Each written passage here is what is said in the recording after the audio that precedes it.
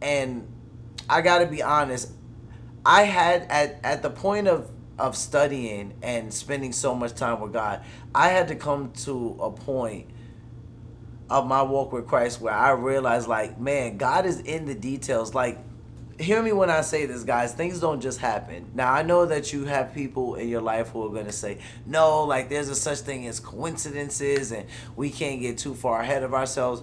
But I'm telling you, like,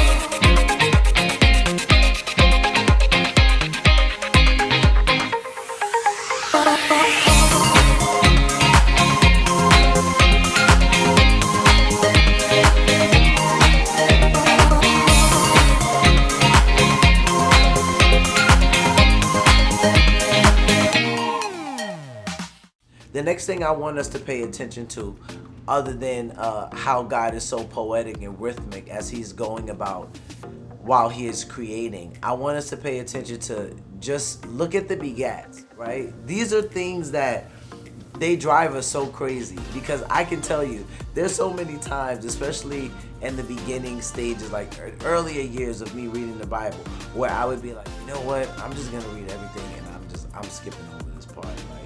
Like the Lord will forgive me. I'm a sinner anyway. At least I'm reading the Bible. I'm just gonna skip over this part. It can't be that important anyway, right? So it's like, that's literally the way that I used to think about it. But now, maturing, reading the Word, spending time with God, you can see that, man, he's just so into the details. Because if we look at the book of Matthew, right, which is one of the first of the synoptic gospels, we see exactly how detailed God is just in the lineage, the genealogy that leads up to the Messiah, Jesus Christ. And he's so into details that as he's naming, like, this person begat this person, and this person begat this person, and this is the father of this person, he even makes sure he includes, like, oh, and this was also this person's mother, and this was this person's mother. And I'm just like, wow, like, God really cares about the details. He could have literally just threw a whole bunch of name in a list and been like, this is the tribe of such and such that derived from here. But instead, right, because we serve a God of order, right, instead, God makes it look like this. This is a record of the ancestors of Jesus the Messiah, a descendant of David and of Abraham. Abraham was the father of Isaac. Isaac was the father of Jacob. Jacob was the father of Judah and his brothers. Judah was the father of Perez and Zerah, whose mother was Tamar. Perez was the father of Hezron. Hezron was the father of Ram. Ram was the father of... And it just keeps going. It just keeps going.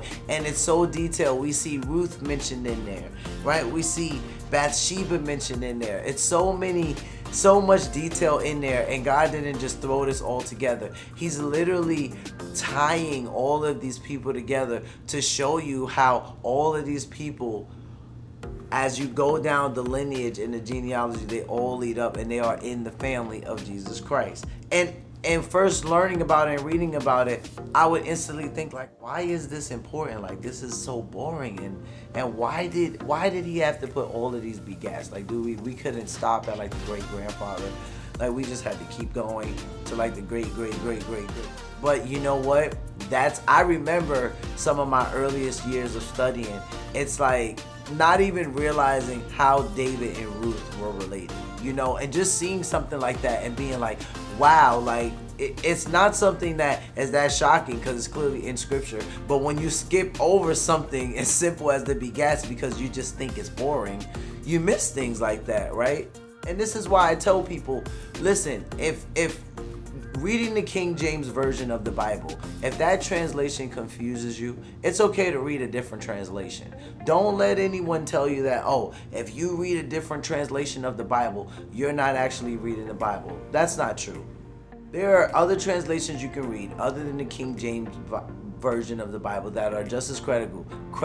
You can read the NIV translation, the NLT translation, the NASB 1995 translation, the CEB translation, the Message translation is okay, the ESV, the English Standard or the Elect Standard. You can read these translations and they sound much more common English compared to the King James Bible, to where you can really grasp the concept about what's going on in scripture, and it can really help you out instead of being completely confused and thinking you're reading something like Shakespeare that isn't even as old as the Bible, right?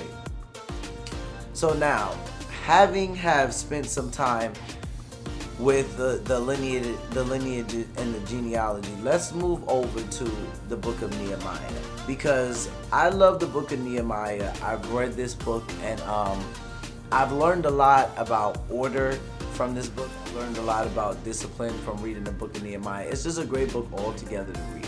But one of my favorite chapters of Nehemiah is actually chapter 7, and this is after the wall has been finished and built, and Nehemiah begins to register the families. It says that the gates have been built, and like the land was large, but there weren't many people who lived in it. So he began to get records of the people who King Nebuchadnezzar took into exile, and they all returned to Jerusalem and Judah back into their own hometown. So Nehemiah begins to register the families, and it is in such distinct detail that we see all of these families recorded. They even have the servants of Solomon, down to the point where they're talking about donkeys and robes and singers. And it's just like, wow, why did God want to include all of this detail? Like, why couldn't he just say like the brothers and the sisters and the grandmothers, right? And the grandfathers that went. But I mean, like, this is like down to the T. We're talking about the number of people of Israel, the family of Parash, like 2,172, right? Of Ara, 652. Of Elam, 1,254. Like, this is grave detail all the way to the point, like, when we get down to it, the whole assembly together total 42,360. This number doesn't include their 7,337 male and female servants. They also had 245 male and female singers, 736 horses, 245 mules, 435 camels, and 6,720 donkeys. Like, this is crazy. It's like, why is God including all of these things? And it gets even crazier because it's like, it goes on to say, some of the heads of the families made a donation for the work. The governor gave the treasury 1,000 derricks of gold, 50 bowls, and 50 priestly robes. Some of the heads of family gave 20,000 derricks of gold and 2,200 manners of silver and the treasury for the work. I mean, it just keeps going on about all this detail and all this exact number. And I gotta be honest, I had at the point of studying and spending so much time with God, I had to come to a point of my walk with Christ where I realized, like, man, God is in the details. Like, hear me when I say this, guys. Things don't just happen. Now, I know that you have people in your life who are going to say, no, like, there's a such thing as coincidences and we can't get too far ahead of ourselves. But I'm telling you, like, God is deeply, knee-deep into details. Like, seriously, you don't just go to the school you go to. You're not a part of the family. You're just a part of the family. You're not a part of the family that he put you in just because. You don't go to you don't work the jobs that you work just because. You don't meet the people you meet just because. You don't marry the person you marry just because. Like, all of this stuff, even when you make the wrong decisions, Romans 8:28 shows us that God still knits together and works all of these things, good and bad, for those who are called, right? For those who are called according to his will.